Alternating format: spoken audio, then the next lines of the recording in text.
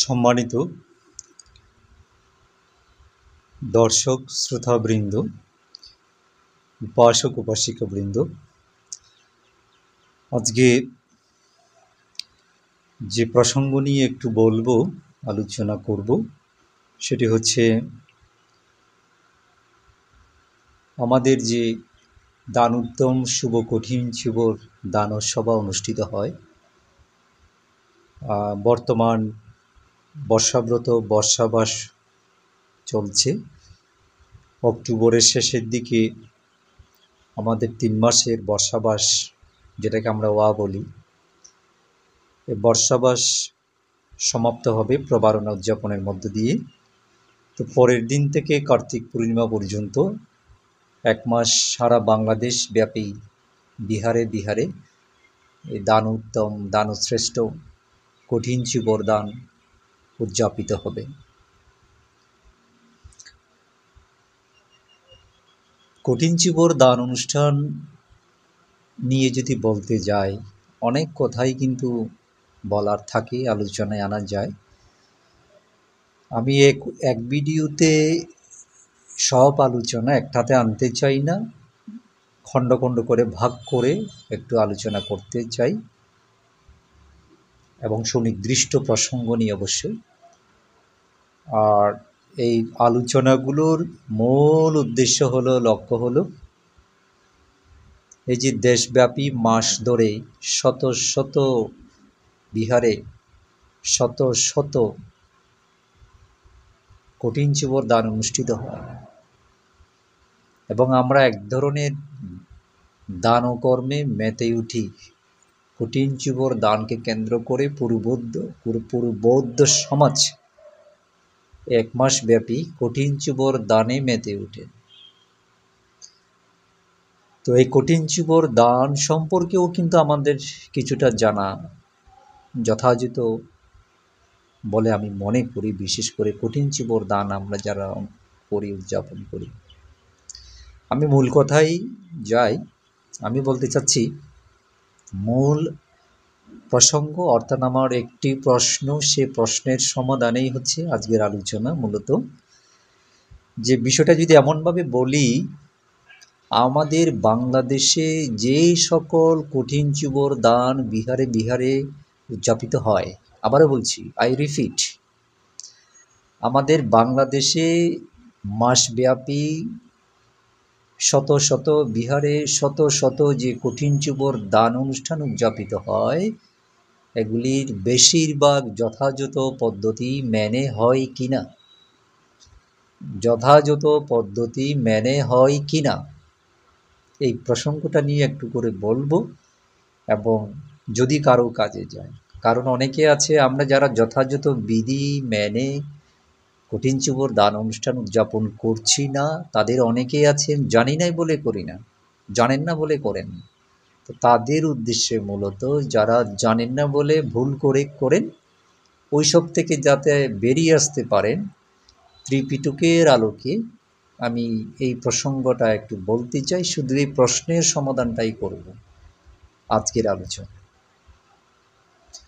এখন যে প্রশ্নটা আমি করলাম, যে অধিকাংশ আমাদের যে কঠিন শিবর দান অনুষ্ঠানগুলো হয় যথাযথ বিধি মেনে, পদ্ধতি মেনে হচ্ছে কিনা, আমি এক কথায় যদি উত্তর দিয়ে বলি যে আসলে না, জানতে হোক আর অজান্তে হোক, জ্ঞাত অনুসারে কিংবা অজ্ঞাত অনুসারে, বুঝে কিংবা না বুঝে, আমাদের বেশিরভাগ, যদি আমি বলি, দাবি করে বলি, বেশিরভাগ বিহারে হয়তো সুনির্দিষ্ট এই বিধি পন্থাগুলো মেনে কঠিন শিবর দান আমরা উদযাপন করতে পারি না। কিন্তু মনে রাখবেন, জগতে যত প্রকার দান আছে, দানের জগতে যত প্রকার দান আছে, দানীয় সামগ্রীর জগতে যত প্রকার দানীয় সামগ্রী আছে, যত প্রকারের দান আছে, আপনি সঙ্গদান, অষ্ট পরিষ্কার দান বলেন, যত প্রকার দান আছে আর কি, সবটাই কিন্তু বিনয়সম্মত দান নয়, বিনয় মেনে আপনাকে দিতে হচ্ছে না। কিছু নিয়মের মধ্য দিয়ে আপনি করতে পারেন। বিনয়ের সাথে ওই সকল দানের কোনো সম্পর্ক নেই। কিন্তু মনে রাখবেন, কঠিন চিবর দান এমনই একটি দান যেটা হচ্ছে বিনয়গত দান। বিনয়গত দান অর্থাৎ আপনার এটা বিনয়ের সাথে সম্পর্কিত। অন্য কোনো দানের ক্ষেত্রে কিন্তু আপনি সেটা পাচ্ছেন না, যেটা কঠিন চিবর দানের সাথে জড়িত, সম্পৃক্ত। যে বলা হচ্ছে এটা হচ্ছে বিনয়গত দান, বিনয় অন্তর্গত দান, কঠিন চিবর দান। কেন জানেন? এখানে যারা কঠিন চিবর দান অনুষ্ঠান আয়োজন করবেন, এবং যিনি বা যারা কঠিন চিবর লাভী ভিক্ষু কঠিন চিবর দান অনুমোদন দিবেন, গ্রহণ করবেন, কঠিন চিবর লাভী ভিক্ষু ওনারও কিন্তু কিছু বিনয়, সুনির্দিষ্ট বিনয় বিধান আছে, এত আছে যেগুলা মানে বললে দীর্ঘ সময় ধরে বলতে হবে। এই কঠিন চিবর লাভী ভিক্ষুর করণীয় কর্মগুলো এত আছে,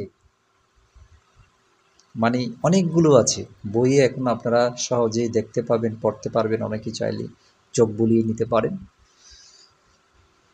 আমি ভিক্ষুর প্রসঙ্গ, আমরা যারা কঠিন চিবর লাভ করি, কঠিন চিবর লাভ করার ফলে আমরা বিশেষ বিশেষ কিছু ফলও আমরা ভোগ করি, সেদিকে আমি যাব না। আমি দাতাদের হিতার্থে দাতা পক্ষের বিষয়টা নিয়ে একটু করে বলতে চাচ্ছি, যে আজকে ছোটো করে বলবো। আমার প্রথম পর্যবেক্ষণ বলে যে সকল বিহারে, মানে যে সকল বিহারে কঠিন চিবর দান হয়, কিছু কিছু বিহারে কিংবা বেশিরভাগ বিহারে আপনি দেখবেন আমাদের বাংলাদেশে, যিনি কঠিন চিবর লাভী ভিক্ষু, যিনি কঠিন চিবর লাভী ভিক্ষু, কঠিন চিবর দান যাকে ঘিরে হচ্ছে, তিনি এই কঠিন চিবর দানের আয়োজক হয়ে বসেন। এটা কীরকম ভাবতে বলছি আমি আপনাদের। কঠিন চিবর দান যেখানে হয়, একটা প্রস্তুতি লাগে, যে একটা আয়োজন হবে, একটা অনুষ্ঠানের আয়োজন করতে গেলে একটা প্রস্তুতি লাগে। সেই প্রস্তুতি নেওয়া থেকে শুরু করে আয়োজন করা পর্যন্ত আপনি দেখবেন, হয় সরাসরি কঠিন চিবর লাভী ভিক্ষু তিনি এগুলা করছেন সামনে থেকে, অথবা তিনি যারা করছেন তাদের সাথে পুরোদমে সম্পৃক্ত হয়ে আছেন। কঠিন চিবর দান সম্পর্কে, কঠিন চিবর দানটা করতে গিয়ে যা যা করতে হয়, আপনি দেখবেন যে সবটাতেই তিনি জড়িয়ে পড়েছেন। সেরকম যেখানে হয়, আবারও বলছি, সেরকম যেখানে হয়, এটা অবশ্যই কঠিন চিবর দানের বিধিসম্মত নয়, বিনয়সম্মত নয়, এবং এটা অবশ্যই দানের অন্তরায় হবে। এবং বলা হচ্ছে কঠিন চিবর লাভী ভিক্ষু, এই কঠিন চিবর সম্পর্কিত কোনো বিষয়ে তিনি সম্পৃক্ত হতে পারবেন না, তিনি এগুলা থেকে বিরত থাকবেন। এবং এমনও দেখবেন, আমরা এমনও দেখেছি অনেককে, যে নিজের কঠিন চিবর নিজেই দাতাদের যারা আয়োজন করছেন তাদেরকে বিক্রি করছেন, ওই চিবর আবার তিনি নিচ্ছেন। 1, 2 নাম্বার, অথবা দোকানে গিয়ে যেটা চিবর বা অন্য কারো থেকে যেটা চিবর পছন্দ করে চয়েস করে যেটা কেনা হয়, সেটা কঠিন চিবর লাভী ভিক্ষু নিজেই পছন্দ করে, অর্থাৎ চয়েস করে উনি এটা ক্রয় করছেন, বা তিনি এটা বলছেন যে আমাকে ওইটা দিন, কিংবা তিনি নিজেই ক্রয় করছে। এটা কিন্তু মারাত্মক ধরনের একটা ভুল। ওই যে গোড়ায় গলদ বলে না কঠিন চিবর দানের, এটা গোড়ায় গলদ হয়ে যাবে, অঙ্কুরে বিনাশ হয়ে যাবে। তো এটা যারা করে, মাননীয় কঠিন চিবর লাভী ভিক্ষুদের মধ্যে যারা এটা করে, এটা কখনো বিধিসম্মত নয়। আবারও বলছি, এ কথার মধ্যেই তো থাকবো, এটা বলে শেষ করছি, আই রিপিট, আবার বলছি, কঠিন চিবর লাভী ভিক্ষু নিজের কঠিন চিবর নিজে বিক্রি করতে পারবেন না, আবার নিজে হয়তো গিয়ে পছন্দ করে ক্রয় করতে পারবেন না। শাস্ত্রে কি বলেছে জানেন? শাস্ত্রে কি বলেছে?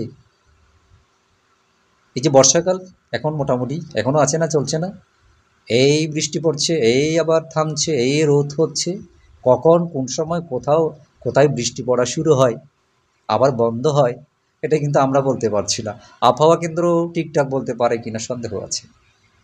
বলা হচ্ছে কঠিন চিবর লাভী ভিক্ষু, যিনি কঠিন চিবর লাভ করবেন, প্রাপ্ত হবেন, ওই কঠিন চিবর তার কাছে তেমনই হবে যেমনি করে আচমকা যে আকাশ থেকে বৃষ্টি পড়ে, আমরা কেউ জানি না কখন পড়বে, কোন কঠিন চিবরটা ওনাকে, কোন চিবরটা কঠিন চিবর হিসেবে দেয়া হবে, সেই চিবর সম্পর্কে তিনি আগে থেকে এটা অবহিত থাকবেন না, অবহিত হওয়ার চেষ্টা তিনি করবেন না, করলে মূলত এটা কঠিন চিবর দানের অন্তরায় হবে, এটা স্পষ্ট কিন্তু বলাই আছে। আবার আমরা যারা কঠিন চিবর দানের আয়োজক হয়ে বসি, কঠিন চিবর লাভী ভিক্ষু যেখানে যেখানে, যারা হয়তো অনেক যুক্তি দেবেন যে নিজের উদ্যোগ নিজে না নিলে তো হবে না, এবং লোকজন নেই, বা এটা সাপোর্ট দেওয়ার মতো, আয়োজন করার মতো পর্যাপ্ত, এটা নেতৃত্ব দেওয়ার মতো, হ্যাঁ, সামনে দাঁড়িয়ে এটা অনুষ্ঠান নামানো শেষ করার মতো কেউ নেই, যে কারণে কঠিন চিবর লাভী ভিক্ষুকে এটা দায়িত্ব নিতে হয়েছে। যুক্তি আমরা দিতেই পারি, কিন্তু তাই বলে তো বিনয় আর ভিন্ন হবে না, তাই বলে তো আর বিনয় এদিক সেদিক করা যাবে না।